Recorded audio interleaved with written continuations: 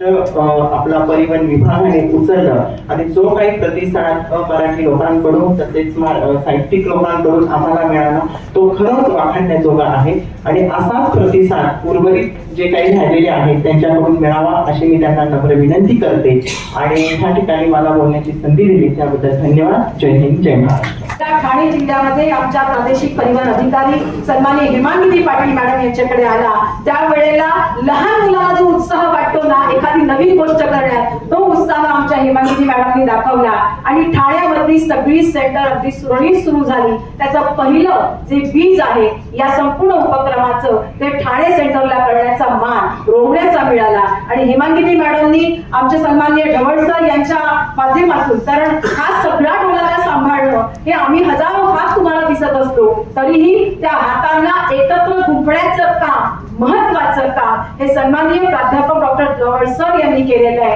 आणि त्याबद्दल त्यांचं कौतुक त्यांचं अभिनंदन आमच्या सगळ्यांच्या माध्यमातून झालेलं आहे. त्याला कारण असं आहे की महाराष्ट्र राज्य साहित्य संस्कृती मंडळाचं उपाध्यक्ष किंवा कोकण मराठी साहित्य परिषदेचे कार्याध्यक्ष ही मोठी पदं भूषवून सुद्धा एका सामान्य कार्यकर्त्यासाठी हिंदू हृदय सम्राट बाळासाहेब ठाकरे मराठी भाषा कार्यशाळा अभियान या पत्रकार परिषदेसाठी आज मंचावर उपस्थित असलेले माननीय परिवहन मंत्री प्रताप सरनाईक सर तसेच ढवळ सर, दीपा ठाकरे मॅडम आणि बरेच मंचावर उपस्थित असलेले सर्व सन्माननीय सदस्य आणि यासमोर माझ्या उपस्थित असलेले आदरणीय व्यक्ती महिला आणि पुरुष. आज